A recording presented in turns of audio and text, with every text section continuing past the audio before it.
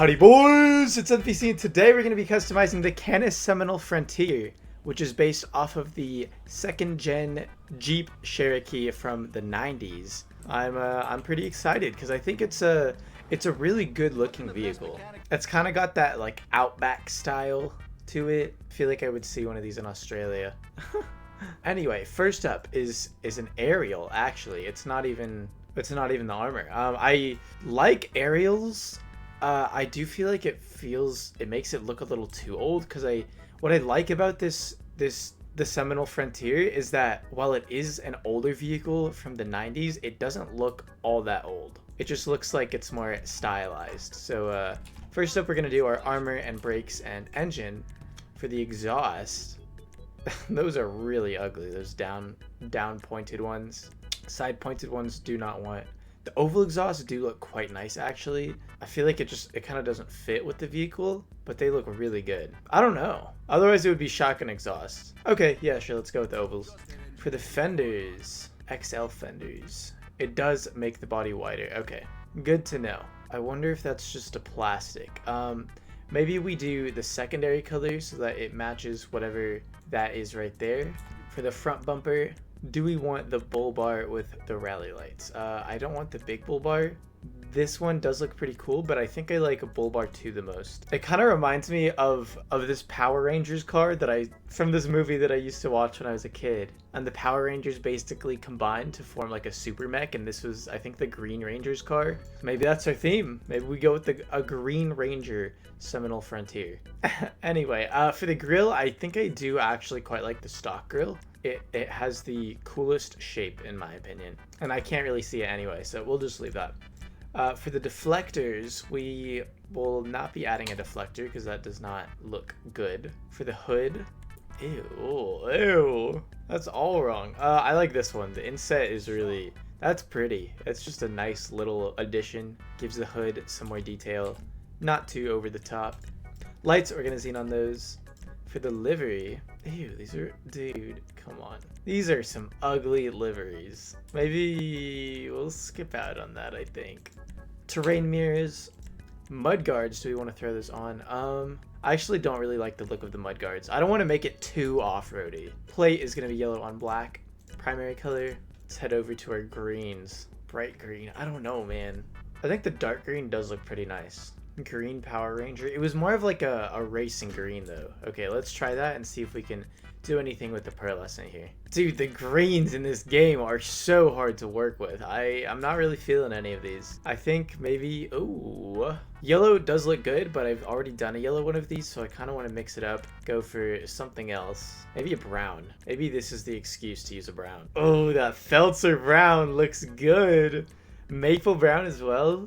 This right here is the color of Frontier. That's like, if I could assign a word with a color, it'd be one of these. I don't really have a good description for that. It's just the same vibe. You think of Frontier, you think of sandy places, maybe it's red, something like that.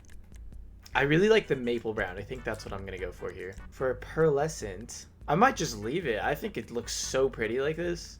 It's a very soft glaze. Secondary color is currently black. Could do some kind of like brown two-tone. I think it's two-toned enough with having black for... actually, I don't know. This is odd. This is very odd. Chocolate brown. Chocolate brown actually does look pretty good. I think it has to be something darker. No other colors really fit. Unless we inverted these two maybe. Let's just go with the chocolate brown. I think I like that. Or let's check out the other one. Maple brown for the bottom. Straw brown for the top. No, definitely looks better the other way. So boom, chocolate brown for the bottom. I think it's the rims that's kind of throwing me off. Once we change those, it should look much better.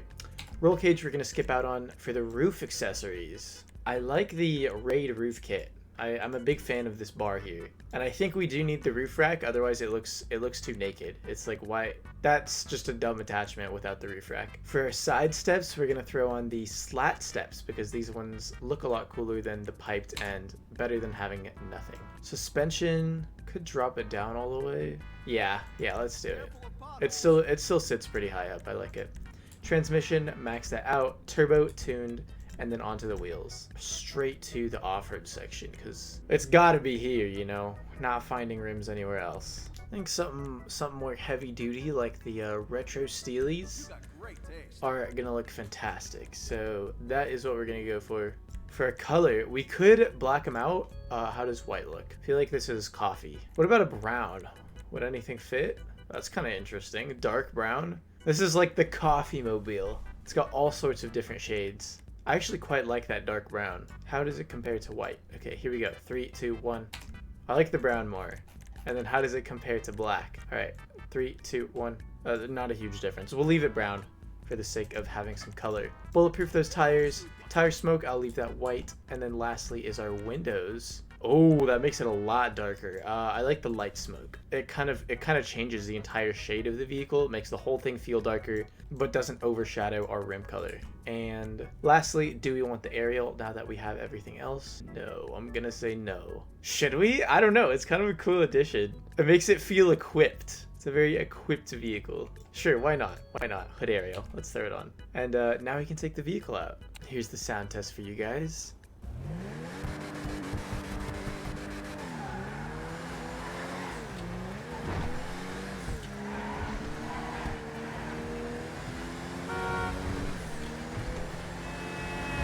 Interesting sound. It sounds heavy. I don't know how to describe it. Oh man, that suspension is hot. That looks good. Love seeing the suspension work on cars in GTA. Yeah, I don't know how to describe the sound. I guess it's pretty good for an off-road vehicle, but it's unique for an off-road vehicle, but it sounds sickly. It's wheezing a little bit, you know? It's got a little raspiness to it. Anyways, on to the performance. Unfortunately, as cool as the Seminole Frontier is, it is at the bottom of the SUVs class. It's a pretty slow vehicle. It's got a top speed of 100 miles per hour flat, and it doesn't feel like bad to drive, but I think it's because it's slow. I think the back end is it's controllable. It will step out on you, but it is very controllable. However, if this car did go faster, I think it would be held back a little bit by that. Well, actually, I don't know. It's not too bad. It's got like Emirates handling from the supercars class, which is good but fragile. It probably goes slow because it's built for off-roading. Like, it's the Seminole Frontier. It's supposed to be an off-road vehicle. Yeah, it's got the 4x4 on the back. And of course, it being slower will mean it has less wheel spin going up mountains and stuff. Anyway, here's a little mountain climbing showcase. And it's doing well. It's doing well. It's definitely not the steepest hill, but it does feel pretty comfortable going up the mountain. No wheel spin whatsoever. And if you guys are looking to buy a Canis Seminole Frontier, I hate to say it, but this was removed from the game. It was part of the 200 cars that got removed. Very sad to see this one go. Hopefully they add it back into the auto shop soon. I had bought this car before, and I was planning to do a customization of it, so it was just sitting in a garage before they removed all the cars. Thought I would customize it.